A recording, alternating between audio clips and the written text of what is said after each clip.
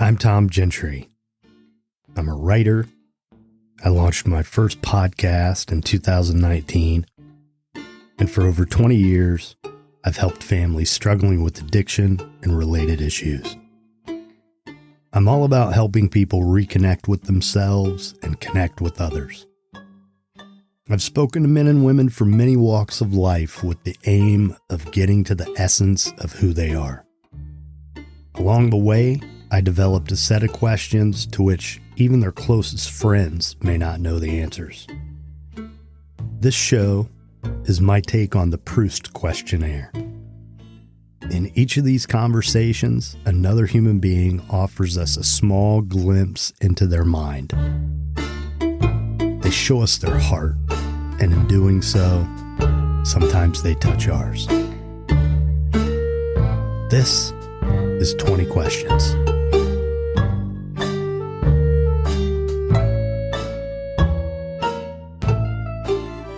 So today, I'm talking to my buddy Ken, who I've known since, he's actually a terrestrial friend.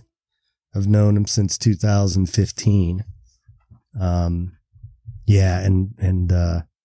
We've been in each other's orbits for even longer than that. We have a lot of mutual friends too. Now, Ken reached out to me last week when I was doing this and was talking about how he felt like it was a good exercise in personal growth.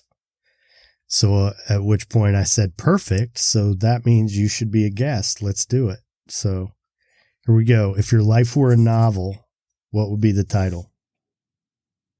Oh, shit. Is that the title or is that an exclamation? That's the title. Okay. That's the title. Where were you born? Elberton, Georgia. And what is that in close proximity to? What major city? So it's, if you can visualize the border between Georgia and South Carolina, which is the Savannah River, and you find Augusta, Georgia, home of the Masters. If you go up that about 50 miles, Elberton is on the Georgia side, looking across at South Carolina. It's about 20 minutes from Athens. Okay. Home with the dogs. All right. And what is the place you call home? You know, I guess right here in Palm Beach County, South Florida, is home. And how long have you been in South Florida? Next to the ocean. This September marks 25 years. Wow. You came down here at the same time I did, Ken. September of 96. I know. I heard you when you talked about your dates when you showed up there. Yeah. All right. When you were a kid, what did you want to be when you grow up? A pilot. A pilot. Jet pilot. Okay. And what is your profession? I am an insurance agent. I represent one company basically, so I'm kind of captive, but I've been doing it. June 13th, I started 38 years. Oh, wow. Same company.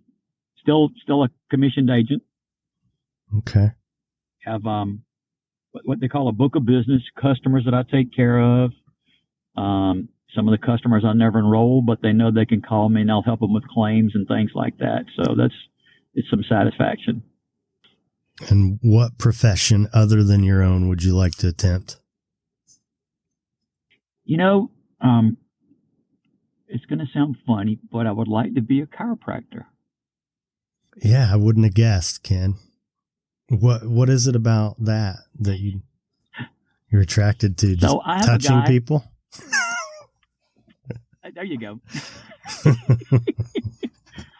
So I have a buddy. This was in 98, and he has an accent like I do, but he was from South Carolina, and actually it's probably further in the country than I was. And we were working for the same company, and he said he knew I went to a chiropractor. I drove all the way to Fort Lauderdale to see this guy, but he said, I've got a guy I'm going to see. I can't figure out what he does to me. I don't think he's doing anything, but I feel better. Would you go watch and see if you can figure out what he does? And I said, okay, it sounds like an interesting idea. So I went. The man was kind. He let me in the door with my buddy Dan. I just kind of sat there in the chair in the examining room and watched him. And he was checking his balance and all this kind of stuff. And when it was over with and we got outside, I said, I didn't see him do a damn thing. I don't know what he's doing. How do you feel? He said, I feel great. Long story short, I wound up going to see him too after about another year. And what he does is, I never got him to tell me, he would never tell me exactly what it was, but he uses pressure points. Mm-hmm. He doesn't snap and pop and jerk you. I've had those. But I see this guy once a year just for a tune-up. Mm-hmm. I can tell when I need to go. You know, a little pain in my back, a pain in my neck, not caused by somebody, but I can feel it. And I've learned how to kind of help adjust myself. I just get on the floor, lay still, get kind of peaceful, and then I start working the spots that I'd seen Eric do. Wow. And I thought, oh my God, this is wonderful. Wow. And I've turned some other people on who were in serious pain, and they found it useful. And it's simply working with pressure points. That's the story. So you want to make people feel better. That's what he's a healer. Yeah. I'm pretty sure Eric is a healer, and that appeals to me. That really appeals to me. Mm-hmm. Make people feel better. What's your favorite quote? Oh my God. I knew I should have studied this. Hang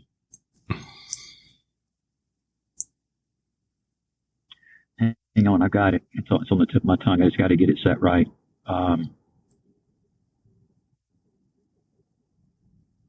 Seek ye first the kingdom of heaven. Okay. Well, you definitely do that, Ken. I witnessed it. Work at it. Yeah. What is your preferred form of creative expression? Probably verbal, doing what we're doing right here. Yeah. Yeah. If they let me tell my story or tell a story or, I don't know, my brain seems to work good. I like writing. I'm not disciplined enough to sit down and do it. I get too tangled up in the details. Mm-hmm. All right. I tend to write like, James Fenimore Cooper. You've ever read the Leatherstocking Tales? I haven't. I've started to, but I haven't. Last Mohicans, The Deer Slayer, The Pathfinder. Mm-hmm. Those last two are my favorite, but he writes in such detail.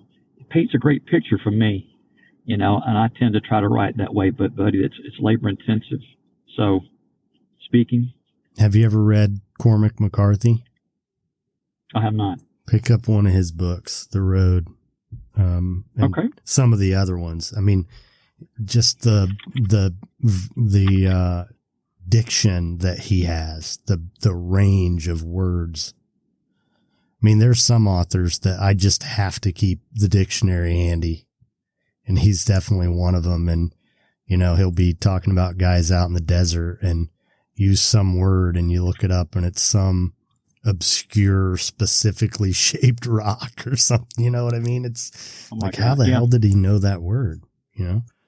My wife she said that, somewhere or another, she's got her master's in counseling, and she said that women have a 25,000 word vocabulary and men have 5. And usually when I get home, I've already used up mine, for the day. Oh. But she's a real good word person with words, and me, I'm as simple as they come, I think. A, N, and V. All right. What's your favorite movie, Ken? The Quiet Man. John Wayne, Maureen O'Hare. Oh, man. Yeah. It's a long time since I've thought about that one. That was one of the few movies where he was in that wasn't a Western, right? That and the, what's the one about the fireman? What was that one called? Remember? Something. Oh my God. Yeah, I know exactly what his name is. Red something. He's a true story. Actually, that's supposed to be a true story. Right. From Texas, they put out oil rig fires. Right. I used to watch John Wayne movies with my dad, so that's it always touches my heart, and they're a lot better than you might think if you've never seen one. Even stand the test of time to some degree. What's your favorite song? That one I did think about some, and it's like somebody said the other day when we were talking about what kind of questions. I don't know that I have one. If I put my mind in neutral and I'm just kind of humming, humming my day through whatever I'm doing. My hands are busy. I'm doing something. I'm humming. It's going to quickly be a honky tonk song of some kind that I heard in college. George Jones, some George Jones songs. I know Possum. I can sing a couple of his. I fell into one of his the other day, and it just kept repeating. I like a lot of music, and most of it is stuff that I can understand the lyrics to. Mm-hmm.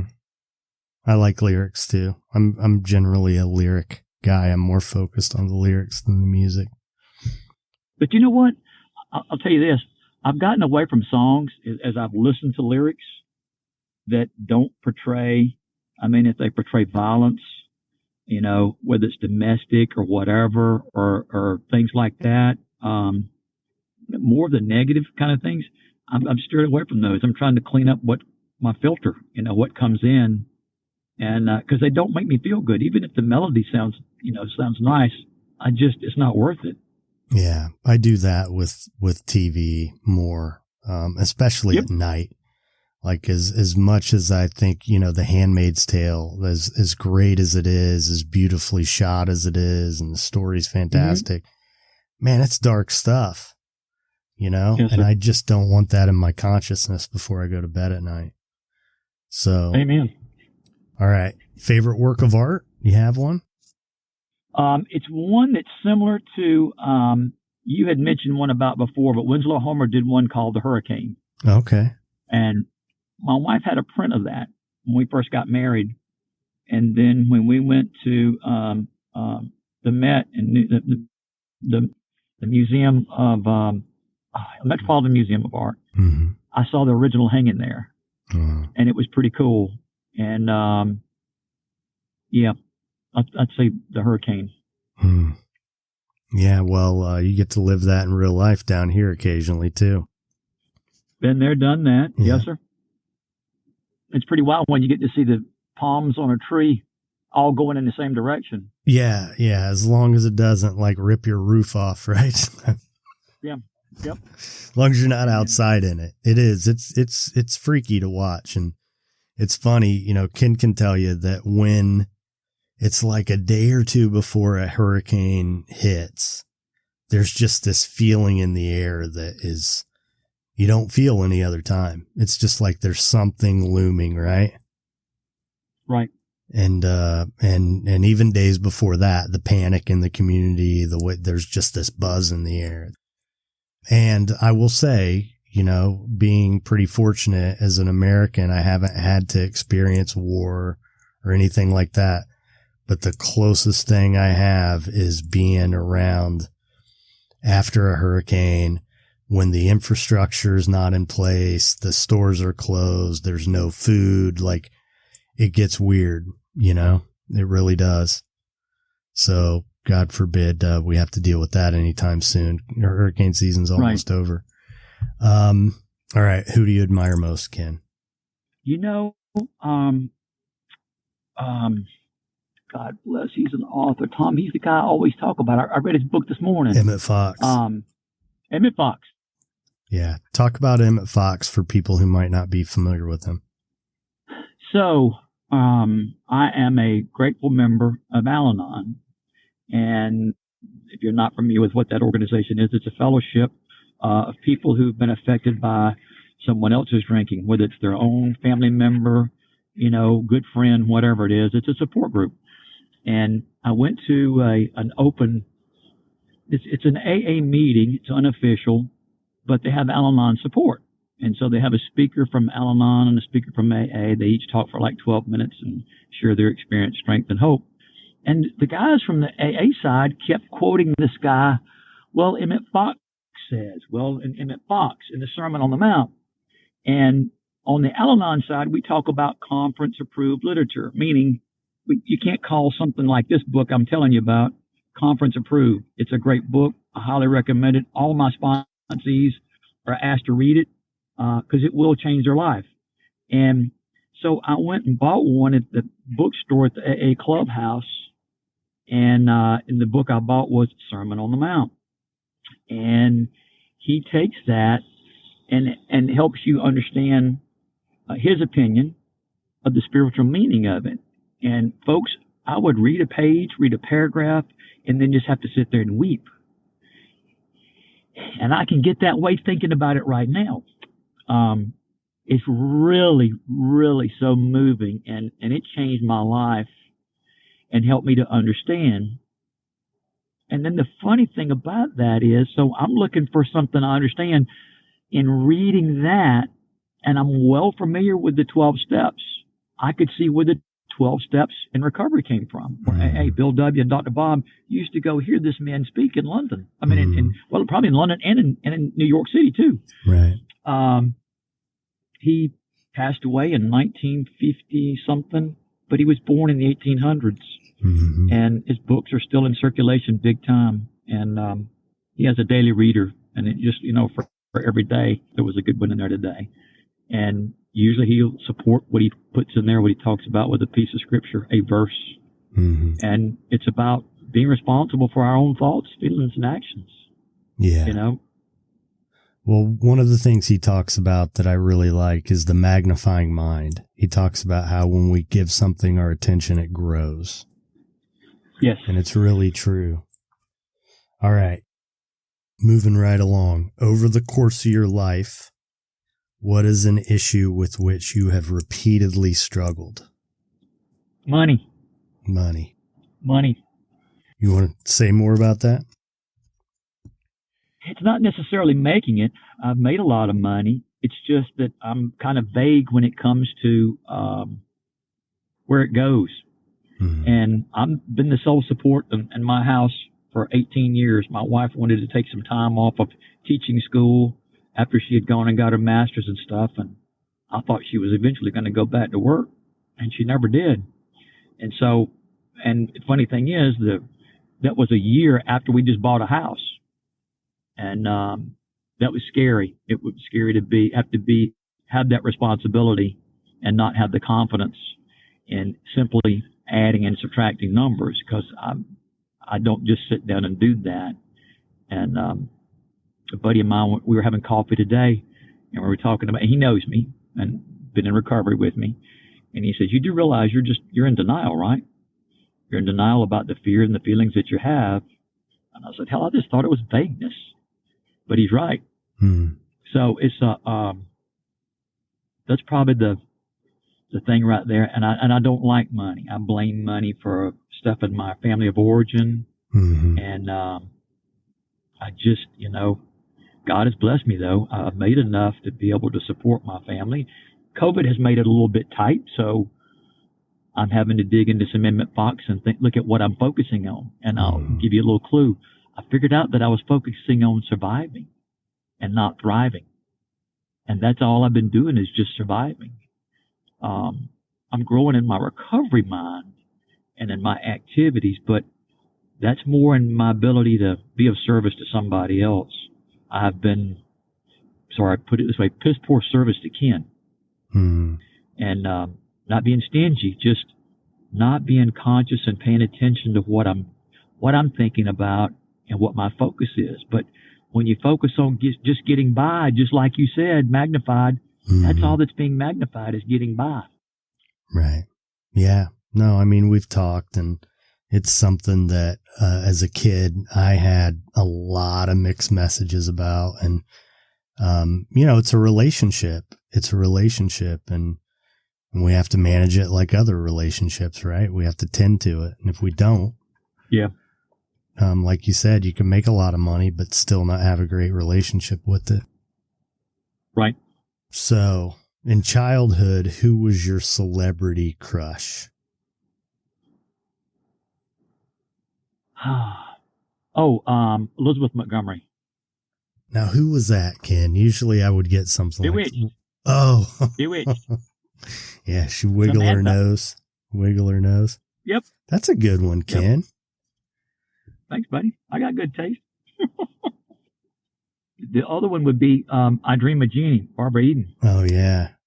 Yeah, there were some good shows, those. I grew up watching reruns of that stuff. Yep. What historical figure would you most like to meet? I think George Washington. Okay. Why?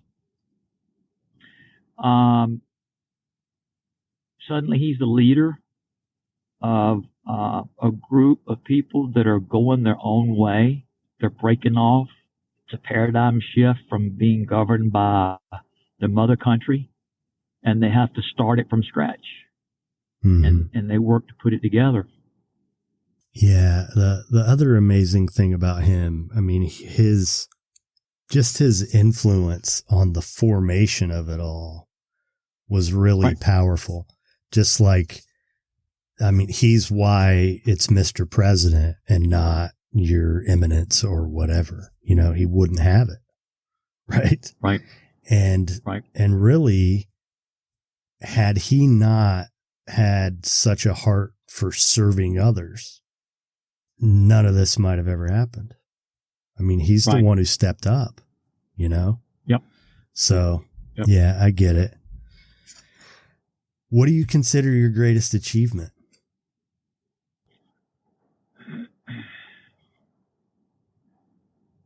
Starting the journey of self-discovery. When I found my way into recovery rooms 12 years, I'm going on 13 years now ago, looking and asking questions and finding out, following the path to find out just who I am and what value do I have. What quality do you admire most in a person? Probably vulnerability. Humility. That's a good one. What's something you'd like to learn about? It's going to sound funny, but there's a guy, when you talk to people about the books that I've been mentioning, the Emmett Fox and stuff, there's a guy named Goldsmith. Yeah, it's not Goldstein, it's Goldsmith. About the same time as Emmett Fox. And he wrote a book, I think the title is The Art of Spiritual Healing. And I firmly, with all my heart and all my soul, believe that there's so much more that we all have the power to do in healing the things that affect us, both physically and certainly mentally and emotionally. And that's untapped. And he works at that. And I use some of that, if somebody calls me and says, I'm just having this tough time, Al-Anon has taught me I can't fix them because I probably don't know what they need anyway. But what I can do is I do pray for them. I pray for the healing of their body. I visualize where their problem is, and don't know that it works or not. Don't have to. I believe it does. I believe it helps. What's something you want to learn more about was the question. So Healing. Okay. Spiritual healing. What do you wish more people knew about you? Oh, geez. I don't know. I am what I present. I'm genuine. I'm a genuine article. Well, that's been my experience of you so far. Yes, sir. And I really appreciate that. I mean, we've had some difficult conversations but we shoot straight with each other, That's right. And we love each other, Yep. What's your idea of success? Oh, got a great definition for that. Progressive realization of a worthy ideal. Wow, that's a big one. The progressive realization of a worthy ideal. It's not mine. I adopted it. I read that and it made the most sense to me. And because it's on a continuum, whether your desire is to be a school teacher and teach first graders, and you're doing it, that's a success. It's not about money. That's something we earn from doing whatever we do if we do something. But the progressive realization of a worthy ideal. And what would you say your worthy ideal is, Ken? To be a good human, to be. I'm working a little bit trying to separate myself from all the trappings, from the roles, questioning roles, and I do know that I'm a spiritual being. I firmly believe that with all my heart and all my being. And to me, that's the most important thing. And, it's like I said in a meeting one time that I heard this and I realized this. If I work to be the person that God has made me to be, the right people will be in my life. And I trust that process. And so working to be my best, meetings, facing the demons and being vulnerable and being seen and realize that those things don't necessarily define me. All right. Last question. Okay. What would you like people to say about you when you're gone? He was a good friend. I mean, it's pretty simple. He was a good friend. He loved us. They knew that I love them. I know some guys who would definitely say that. Thank you, Tom. I'm one of them. So I appreciate you doing this, man. Yeah, I love you too, buddy. Thanks for listening to the show. Please take the time to subscribe at Apple Podcasts or wherever you listen. Check out the latest episode of The Path to Authenticity at thepathtooauthenticity.com. You can also find the podcast club on Clubhouse, or you can join the podcast community for access to supplemental content at patreon.com/thepathtooauthenticity.